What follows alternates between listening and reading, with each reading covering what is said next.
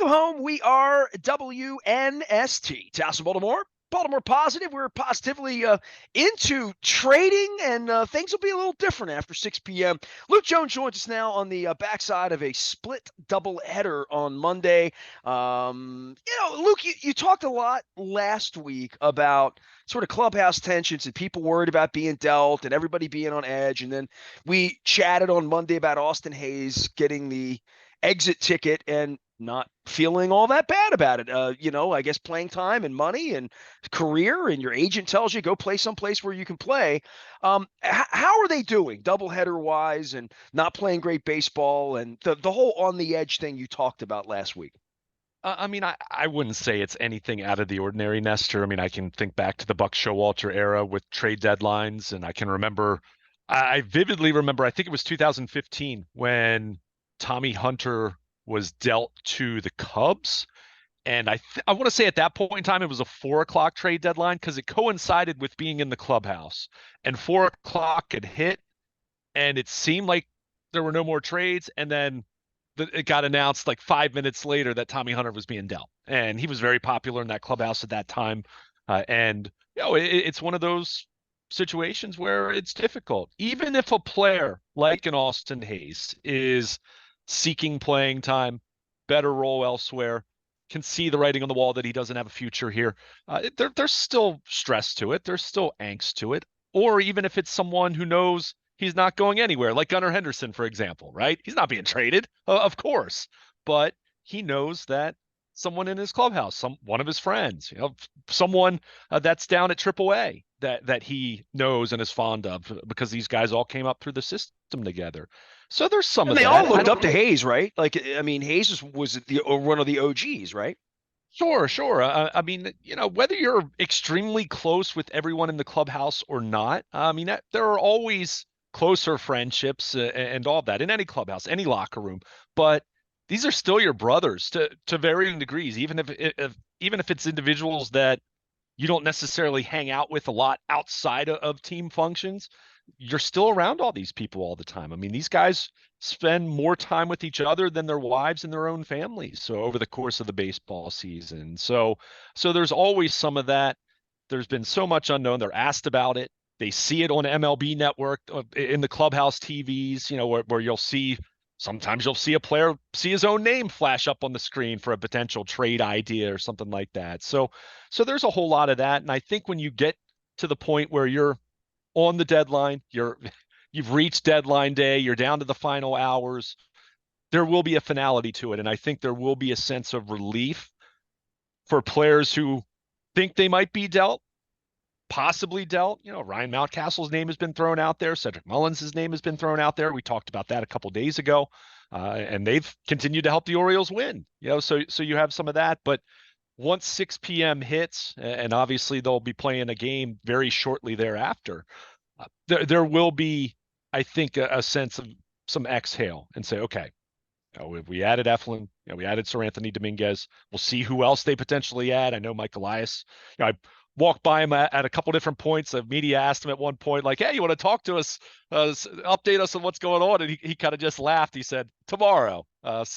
Obviously he's been busy working the phones, but there's still lots of players out there. I don't want to go through too many of the names because as we speak, the names can fly off the board, especially over these final hours. But there are still opportunities for the Orioles to make a deal, opportunities for other teams to continue making deals. But I do think once you get down to the final hours, you get down to the final day, there is a sense of, all right, so much speculation. I think you and I are probably tired of talking about it at this point in terms of the speculating about the same names over and over and over.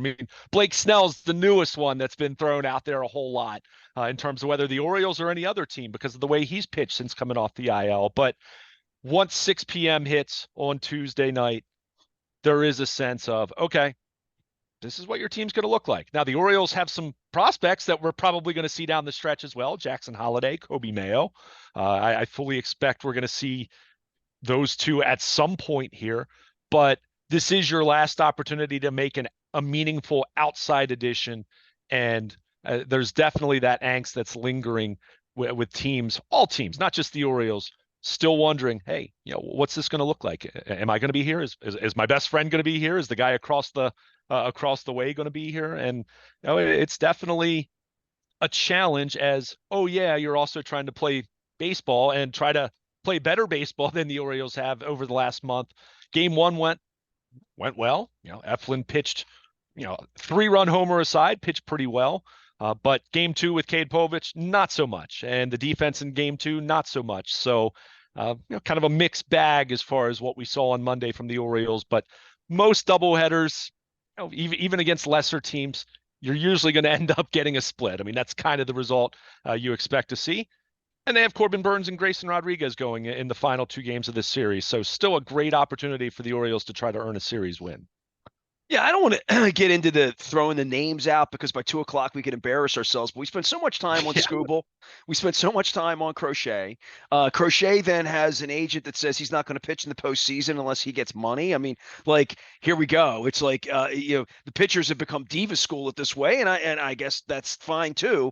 Um, are they done with Eflin? Is that's their starter as you see it? Because we spent a lot of time discussing something that might be more along the lines of Burnes or Rodriguez, or something that felt more dramatic, at least in the long term.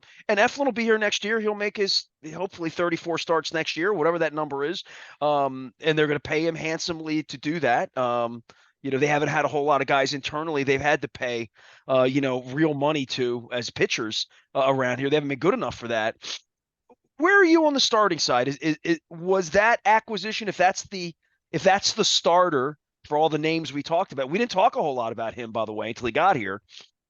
Is that good enough as you see it?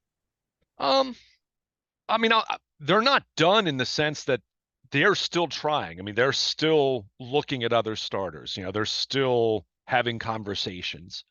Uh, do I expect them to add another starter? Not necessarily, because I think you still have teams. And look, let's be clear. Zach Eflin, and I did mention him at a couple points, and with the caveat of, are they willing to take on some contract? And this is a case where they did, right? And $18 million for 2025. But I think Snell is so fascinating because he has a $30 million player option. I think that's fascinating, not just in terms of the Orioles or any team potentially sniffing around him, but just in terms of, how do you value him then? Is he truly a rental, or is he going to opt out? I mean, a month ago, people would have said, oh, there's no way he's going to opt out. Blake Snell's having an awful year. He had the weird off season, just like all these pitchers who waited around to, for better money and ended up not getting it. But since he's come off the IL, he's looked like Cy Young Award winner Blake Snell. So is that going to continue? If it does, at $30 million player option, he probably doesn't exercise it and wants to go to free agency. So that's where I think it's tricky for any team that's talking to the Giants about a potential deal there. Is it truly a rental, or is it not a rental? And if you're the Giants, you're probably asking for more, saying, hey, $30 million, look at what his season ERA is and all that. So I think with him, and we've talked about this at length with Crochet and Scooble. I mean, we don't need to belabor the point on them. We've got 3 weeks of probably longer than 3 weeks worth of conversations about those guys. So, do I think those are high percentage propositions as far as the Orioles landing one of those guys? Probably not. I still, if you're going to ask me if there's one more move in them, I'm going to still tend to think it's on the bullpen side, because I still think that's way more glaring in terms of postseason series, and understanding that most starting pitchers aren't going to go more than a couple times through the order in October anyway. So I like the Eflin deal. I like it for next year. I like it for this year. I think he's very clearly an upgrade over Dean Kramer. Dean Kramer being your number 4 starter in a postseason series is more palatable to me than saying him as the number 3. I'm not saying it's optimal or the absolute best that's going to be out there, but I still like Corbin Burnes more than most teams' number 1 starters in a postseason.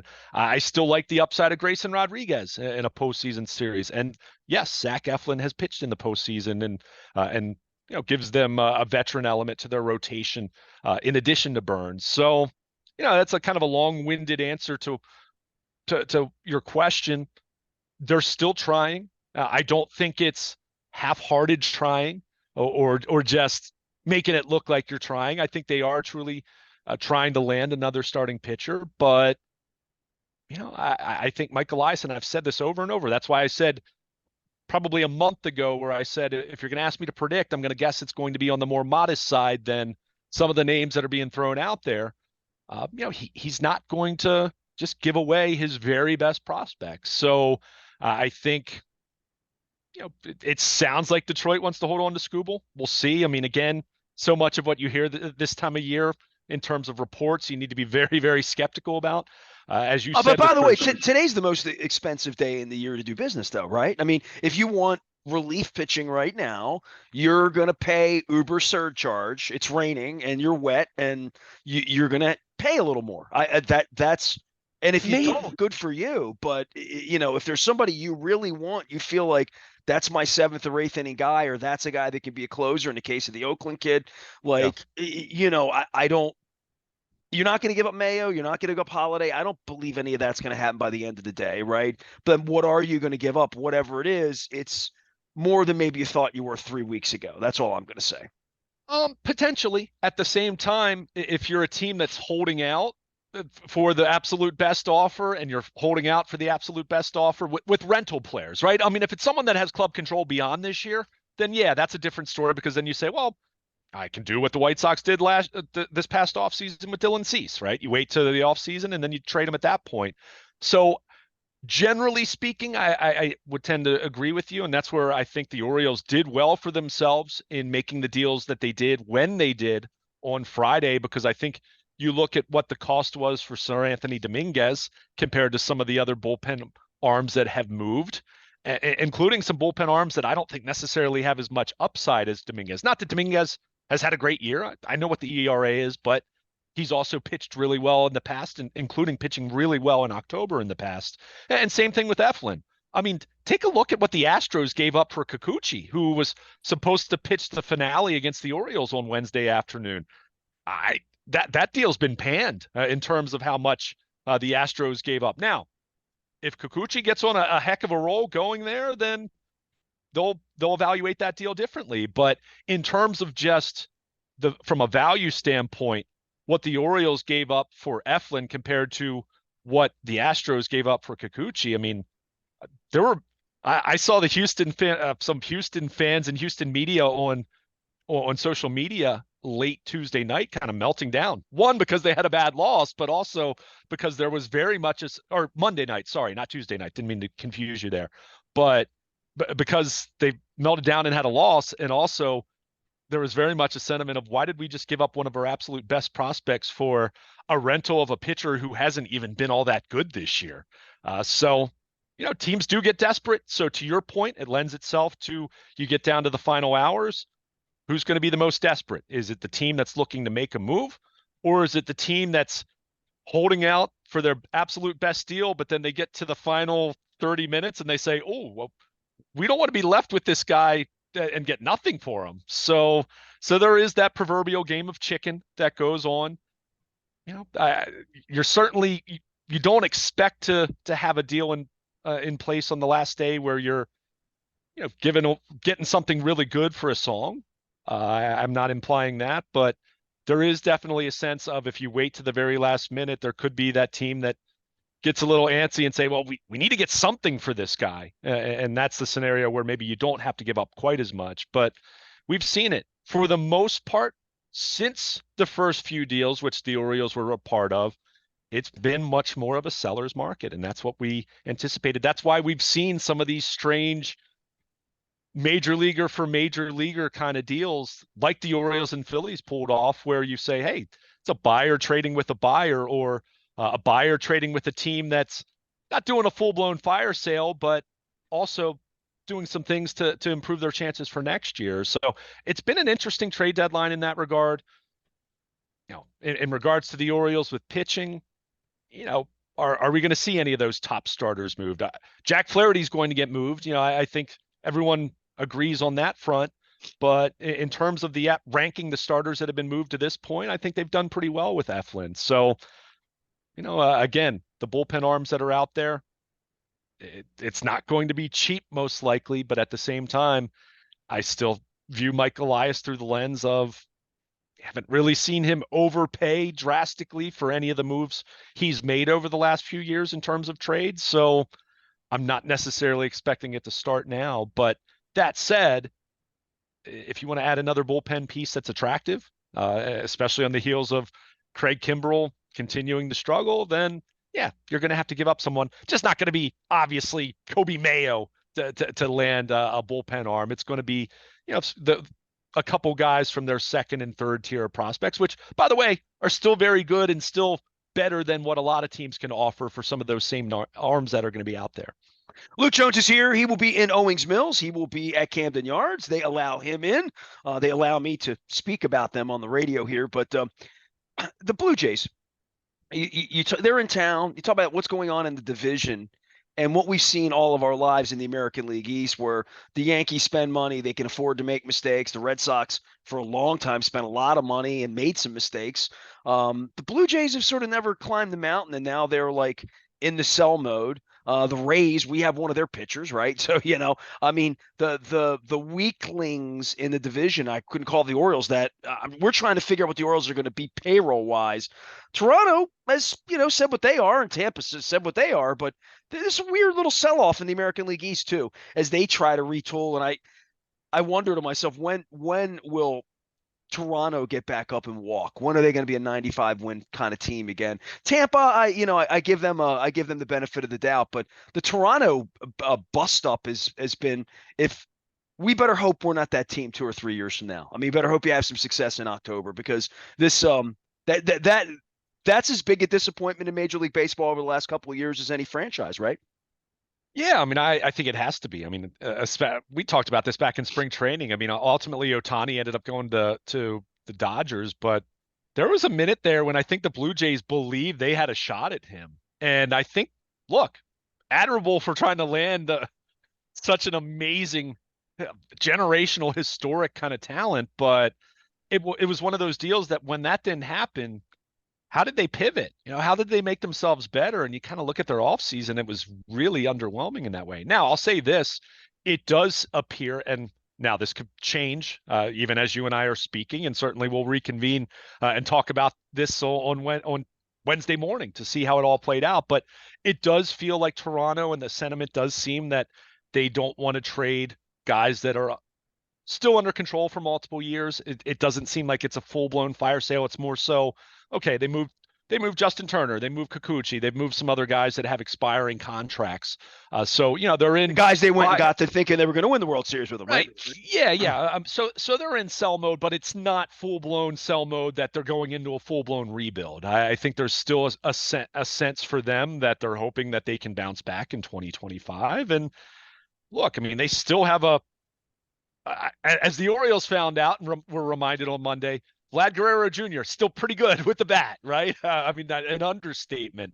They still have some other really talented players. They still have pitchers who are under contract for next year and beyond. So all is not lost in that sense, but how can you not view them as a colossal disappointment? I mean, just in terms of just how they've played, selling off your assets because you're 13 games out of first place and well out of a wild card, your expiring assets, that's good business. But just in a big picture sense, there has to be such an alarming disappointment as far as how bad they've been. I mean, after the doubleheader split, they're 50 and 57 and minus 75 run differential. I mean, that's really bad. I mean, that kind of run differential speaks to you probably should be worse than 50 and 57. So you that's talk about the Orioles run differential the last month too.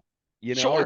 Run differential is supposed to be predictive. So I guess my point in saying that is when you see that, I don't think Toronto is going to play very inspired baseball the rest of the year now, especially having sold off some of these guys that had expiring contracts. So will they rebound next year? They've got work to do. You mentioned Tampa. It feels like, okay, the Rays might be for another year, and then they'll be back to being competitive because they're just smart. Now, that doesn't mean they'll be the class of the division or winning a World Series, but they've kind of earned that reputation over the last 15 years of they churn the roster, they have a year or two where they take a step back, and then they're right back to being in contention. So yeah, you look at those two teams. Boston feels very much ascending at this point. I think they're interesting in terms of not just the deadline, but where they go from here moving forward. And we've talked a lot about the Yankees. I mean, the Yankees are expensive. Yankees have Judge and Soto, and we'll see what happens ultimately with Soto. But they also are dealing or leaning on some older players and older assets and expensive ones at that. So I will continue to look at the outlook of the AL East as it stands right now, not just for the rest of this year, but over the next 3 or 4 years. How can you not feel really good about where the Orioles are, regardless of anyone else they might land at this trade deadline? It doesn't mean they're going to win the World Series this October, but they're still in a really good spot with the guys they have on their roster, with guys that they have that are on the way, like Holiday, like Mayo, maybe Basayo in a couple years. So, do they move any of those guys? It's still tough for me to believe they're going to move their top three, but there's still other guys that they can move to make moves here over this final day. And, we'll see how it plays out after that. I mean, I'll say this. They need to, they need their guys, their current guys to play better. I mean, Adley Rutschman, maybe if there was one positive from Monday night's game, and there was not much because Povich was bad. I, I have to say this, Nestor, and I don't want to bury the kid. He's a rookie. He can get better, all of that. I'm not seeing it with Cade Povich as far as contributing meaningfully down the stretch. And that even more reason why it was good they got Zach Eflin, because now he's bumped down a spot, and we'll see what the fifth starter spot looks like if they don't add another starting It's an pitcher. old Saturday Night Live line, not ready for prime time, right? Not ready for prime time. I don't see enough even on the peripheral from him. I mean, he doesn't miss bats. He walks people and he doesn't strike people out. I can live with some walks if you're going to strike people out, but if you're pitching the contact and you're walking people, boy, that's not a combination that's going to lead to much success usually. Now, do they move him in the pen down the stretch? Could he be a bullpen option for them and maybe his stuff ticks up? I'm more intrigued about Chase McDermott maybe in that role than Cade Povich. But if there was one positive, because I was trying to be positive here and then I went off in a negative direction. But hey, when you lose the way they did Monday night, call a spade a spade. It was a pretty underwhelming performance at best. But Adley Rutschman hit the ball hard 3 different times, really hit the ball hard, and didn't get results. But I'm hoping the Orioles have to be hoping. I know Adley Rutschman himself is hoping that that's a sign of him starting to break out, because it's been such a brutal month for him at the plate. And I think it's interesting. We didn't talk about this. Maybe we did in passing, but it was back in late June that he took a foul tip off his right hand and finished the game, even hit a home run that night, but did have it x-rayed. X-ray was negative, sat out a game. He hasn't hit ever since. Now, so I'm not saying that the hand is this major issue, but it is a interesting coincidence that he went into a tailspin right after that. So, whether that was something that it's sore for a few days and, you pick up some bad habits with how you're swinging the bat or not, they need Adley Rutschman. They need him badly to start hitting. I mean, great to see Cowser start to hit. I think him in the leadoff role is interesting. At the very least, it kind of gives you I'm not saying he is this player, but gives you a little bit of a Kyle Schwarber kind of vibe, although Cowser's a much, much better defensive player. But that seemed to give them a little bit of a short-term jolt in terms of their offense and dropping Gunnar Henderson down to the 3 spot. So we'll see if they continue to do that, or was that just a couple-day thing? But they need Rutschman to start hitting. They need some other guys in that lineup who haven't been hitting to start performing. As I've said over and over, regardless of the trade deadline and all the great opportunities that the trade deadline and all the great speculation that the trade deadline gives you, if this team's going anywhere in October, it's still going to be way more about the guys that are already on this roster, getting themselves situated, starting to come alive at the plate. And another thing, defense. This team has to start defending better again. I mean, what is going on in that regard? Other than Colton Cowser over the last couple of days, they're still having too many lapses defensively, and it's just so out of character because they were so good defensively the first 3 months of the season. So just still some weird stuff like that. But as I was talking with someone on Monday or earlier in the day, It was a very simple comment that was made. This team made baseball look pretty darn easy over the last calendar year, especially all of last year until the Texas series. It's a really difficult game, and it is a game that's has failure surrounding you every single day in terms of how you play. They're going through it. There's no doubt about it, but they have a track record that I think they're going to play better baseball down the stretch. And I said this yesterday. I'll continue to say it. I do think in a big picture sense, and it doesn't mean that they're winning the World Series this October, but I do think this last month is going to help them grow as a team in a long-term standpoint in terms of understanding that, yeah, you're going to go through some tough stretches and you're not going to play well at times. And a part of that is just dealing with it and persevering and picking yourself up off the mat. And certainly the Orioles are still going through that. And, hope that these next 2 days, with the trade deadline passing and with Burns and Grayson Rodriguez on the bump, that they can win a couple games here before they go to Cleveland and begin a road trip that's going to be challenging. Yeah, definitely got to get into a place where we're not talking about, how bad they played in one of the games yesterday, Yeah. or what their record has been since the Yankee series that's so upside down. They got to get that right-sided. Luke can be found at Baltimore Luke. He's going to be out in Owings Mills. We'll be monitoring the trade deadline. All of that will be out on our social media. He's Luke. I'm Nestor. We are WNST, AM 1570, Towson, Baltimore, and we never stop talking Baltimore positive. All right. Hang on one second.